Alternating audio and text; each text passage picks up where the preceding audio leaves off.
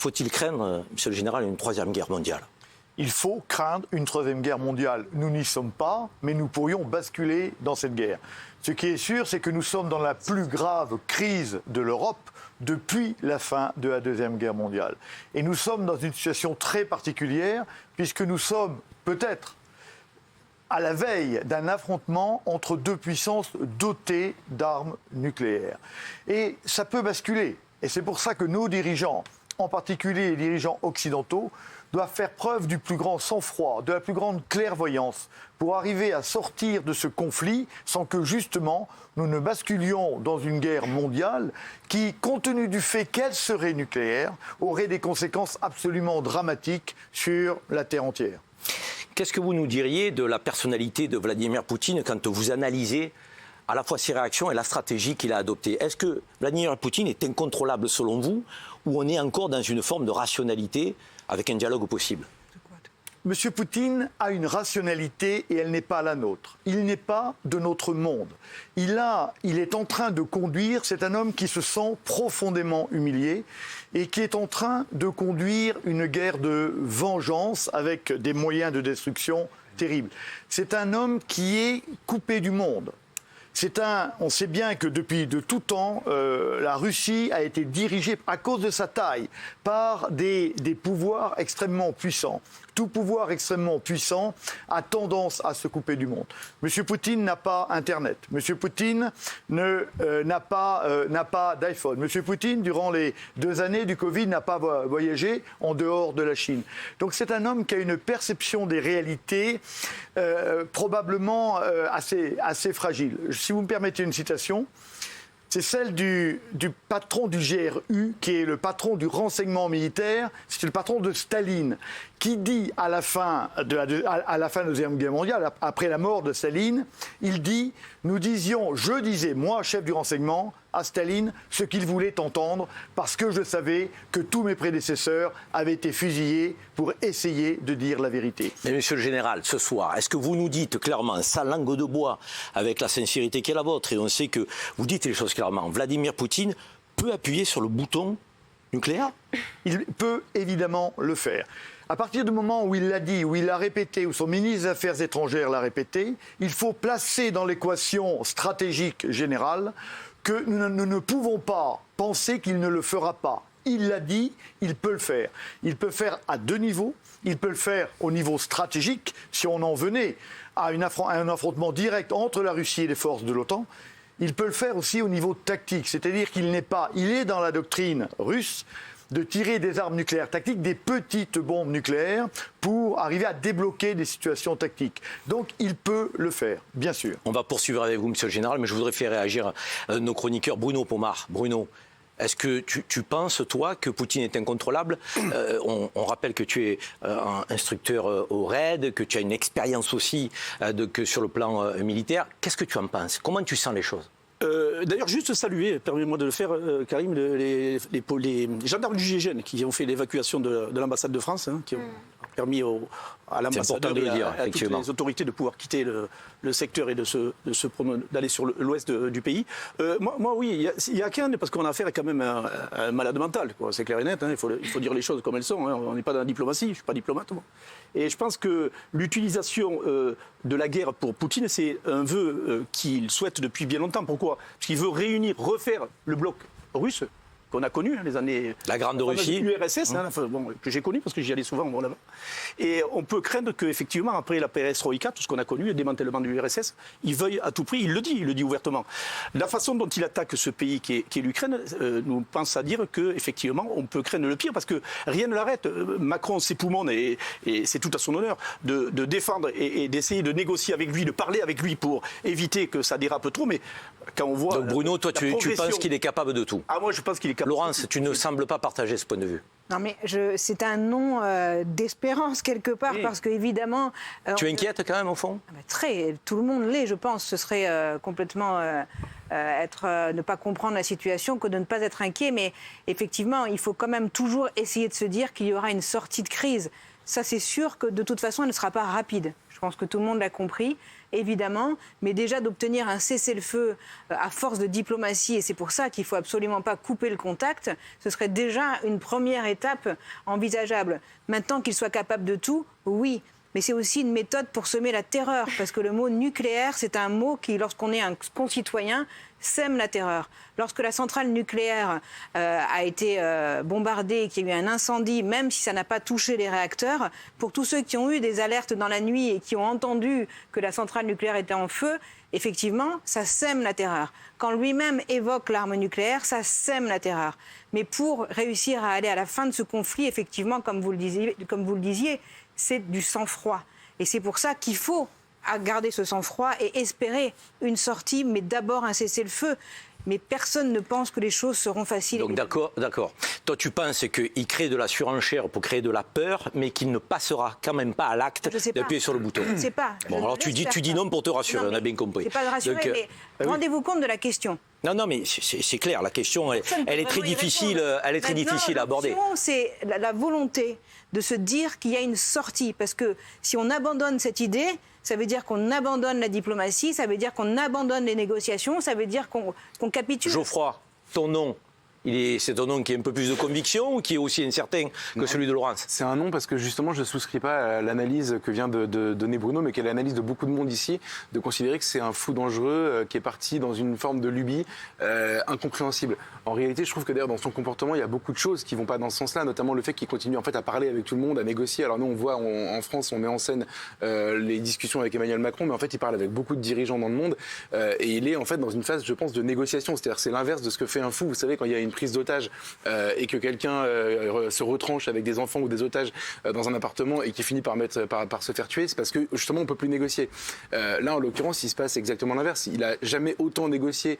Et de son point de vue en position de force dorénavant qu'aujourd'hui avec les dirigeants à qui il parle. En gros, pour rebondir sur ce qui a été dit sur la volonté de refaire la Grande Russie, on la comprend et ça c'est probablement son rêve. J'ai surtout l'impression qu'en fait c'est quelqu'un qui s'est senti assiégé à un moment donné et que ce qui s'est passé, c'est que alors j'avais évidemment, comme beaucoup de monde, pas du tout anticipé qu'il passerait à l'acte et qu'il déclencherait une guerre. En revanche, maintenant 15 jours plus tard, on a le sentiment qu'il a fait ça parce qu'il n'était pas écouté, pas compris et pas respecté en réalité par notamment les Américains, mais pas uniquement, sur l'extension de l'OTAN et la question de l'adhésion. Alors je sais effectivement que selon toi, si on en est là, qu'il y a une responsabilité majeure de Vladimir Poutine, mais tu penses que nous aurions pu éviter la situation dans laquelle on se trouve? En fait, je pense que c'est le seul responsable de la guerre, mais maintenant il y a une situation qui est préalable à la guerre, qui est la responsabilité de tout le monde en fait. Alors avant de faire réagir mes amis chroniqueurs, Guillaume Bigot, politologue, essayiste, par rapport à ce que vous avez entendu, Guillaume, à la fois du général, mais aussi, on sent bien, de la crainte de nos amis chroniqueurs. Quelle est votre position à vous quand vous analysez ça avec un peu de recul, si c'est possible? Il faut essayer. Ce qui est sûr, c'est qu'il y a un déni. Le déni, c'est un mécanisme très très puissant en psychologie. On le sait, il y a des femmes qui sont enceintes quasiment jusqu'à terme, elles disent non, je ne suis pas enceinte. Et je pense que le monde occidental a un déni de la guerre. Parce qu'on dit, par exemple, c'est la première fois qu'il y a la guerre sur le continent européen depuis la Seconde Guerre mondiale. C'est faux. C'est faux. La guerre en Yougoslavie, c'était beaucoup plus proche que l'Ukraine. Il y avait 1000 kilomètres de moins. Il y a eu 140 000 morts.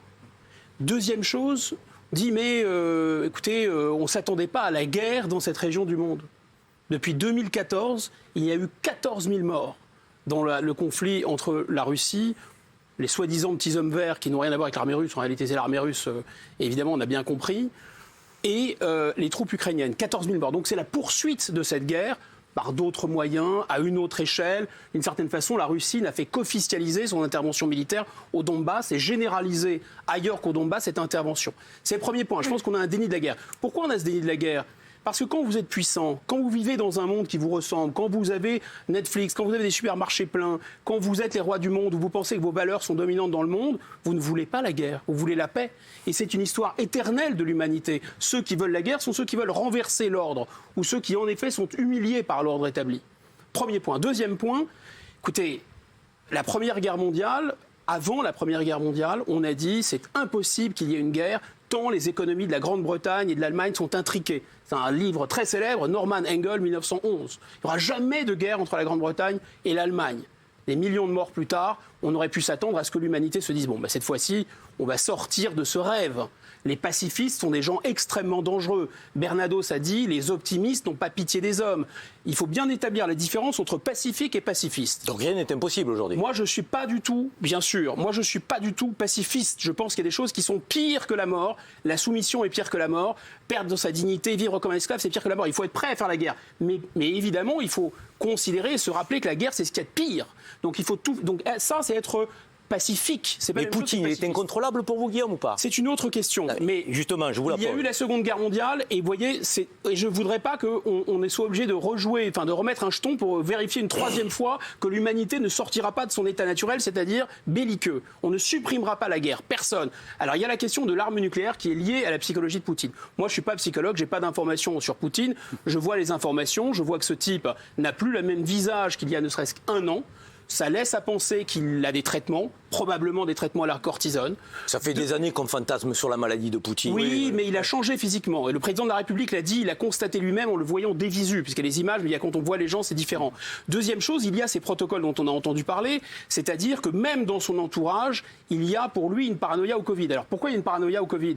Parce que vraisemblablement, son système immunitaire n'est pas le mien et le vôtre. C'est-à-dire que les effets du vaccin ou les effets du Covid sur quelqu'un qui a une immunité très très faible, probablement c'est un péril de mort. Donc si cette hypothèse est vraie, ça veut dire qu'il est probablement physiquement très affaibli. Ensuite, c'est ce qui a été dit par le général Desportes est très vrai, il ne vit pas dans notre monde. Il n'a pas le même rapport à la guerre, à la paix, il n'a pas le même rapport à l'ordre qu'il considère lui comme humiliant pour la Russie et dangereux pour la Russie, et ainsi de suite. Mais il se peut également qu'il ait perdu un peu le contact avec la réalité. C'est rapidement, en deux mots, nous avons une part de responsabilité, nous, Européens, et aussi les Américains, dans ce qui se passe, ou pas du tout? Rapidement. Bien sûr, la culpabilité, c'est Poutine à 100%. Il a commis une erreur d'appréciation massive, manifeste, et il a fait quelque chose de criminel eu égard au droit international. Il est indéfendable.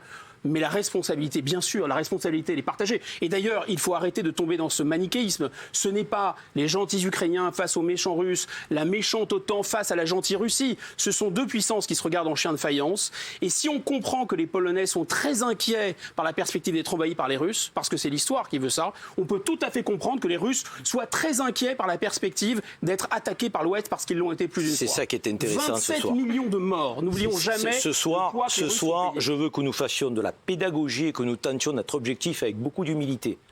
Et effectivement, le manichéisme est quelque chose de simple, mais il ne peut pas être possible dans une guerre et face aux enjeux géopolitiques. Monsieur le Général, je me retourne vers vous avant de me tourner après vraiment vers Rokhaya, vers Raquel et vers Yann qui n'ont pas parlé. La stratégie que nous adoptons dans cette guerre qui oppose la Russie à l'Ukraine, est-elle bonne? Le fait que nous ayons décidé, nous, Européens, avec les Américains, les forces de l'OTAN, de ne pas intervenir militairement, nous avons eu raison? C'est pas que nous ayons eu raison, c'est que nous n'avons pas le choix. C'est-à-dire que si l'OTAN rentre en contact direct, et c'est pour ça qu'on n'a pas fait de zone d'exclusion aérienne, si on a un affrontement direct entre deux puissances nucléaires, la logique, c'est qu'on monte progressivement aux extrêmes. Donc il faut justement là arriver à contenir M. Poutine sans arriver au contact entre ces deux puissances. Nous n'avons pas le choix. Et nous suivons donc dans l'intérêt de l'Ukraine, parce que l'Ukraine serait totalement détruite par cette guerre, dans notre intérêt à nous et dans l'intérêt du monde, dans l'intérêt de tous ceux qui nous regardent, nous ne pouvons pas faire donc la stratégie que le président de la République, Emmanuel Macron, porte en maintenant le dialogue, même si on voit bien effectivement que ça n'aboutit pas, et en refusant l'intervention militaire, nous avons transmis quand même des armes défensives. Qu'est-ce que c'est les armes défensives d'abord? Parce qu'une arme, est-ce qu'elle ne peut être que défensive? Il n'y a pas d'arme défensive ou offensive. Une arme, elle n'est pas défensive ou offensive par nature. Elle est défensive ou offensive par destination. Là, on est bien dans une agression sauvage de la part de M. Poutine et un peuple qui se défend. Donc on va lui donner des armes capables d'arrêter les deux grands dangers qui sont les chars. Donc on leur envoie massivement les chars. Les Français envoient par exemple des missiles Milan. On envoie des armes anti-chars pour arrêter les chars. Et Dieu sait que ça semble efficace. efficace. Et d'autre part, on envoie des missiles antiaériens qui semblent parfaitement efficaces, puisqu'on a tous vu des avions descendus, tirés, etc. Et parce que ces armes antiaériennes existent, M. Poutine ne peut pas délivrer toute la puissance de destruction qu'il pourrait déployer avec les 500 bombardiers qu'il dispose. Il ne peut pas le faire. Alors tout à l'heure, il y a un instant, vous posiez une question sur faut-il continuer à dialoguer ? Eh bien oui. Évidemment, on n'a jamais Même si on a l'impression qu'on est face à un mur. Non, mais c'est parce que c'est des fins de non-recevoir. Hein. Vous avez vu les déclarations de Poutine. Donc le dialogue n'est possible que si toutes mes exigences sont adoptées. Il faut continuer à parler. Droit de dialogue. Non, il faut continuer à parler. On n'a jamais tort de chercher jusqu'au bout à éviter le pire. Il faut maintenir le dialogue. Et ceux qui connaissent un peu ces affaires-là, on est un certain nombre autour du plateau, savent bien que dans toutes les guerres, on a eu en même temps la guerre et la négociation. À quoi sert la guerre ? La guerre, elle sert le plus souvent à modifier les conditions de la négociation. Avant la guerre, M. Poutine n'était pas entendu, alors il s'est lancé dans cette affaire-là pour faire pencher le plateau dans son sens. Là, il continue la guerre pour accroître. Là, il est en train d'enserrer Kiev dans ses serres pour pouvoir négocier. C'est une grosse prise, Kiev. Et donc, on négocie et on part. Pendant toute la crise de Cuba, crise dans laquelle le monde aurait pu être détruit, eh bien, M. Khrouchtchev et M. Kennedy n'ont pas cessé, par des moyens un peu compliqués, de parler. Et c'est d'ailleurs après cette guerre, cette crise de Cuba, les 13 jours d'octobre 62, qu'a été établi le téléphone rouge, de manière à ce que même pendant les pires crises, les chefs puissent se parler.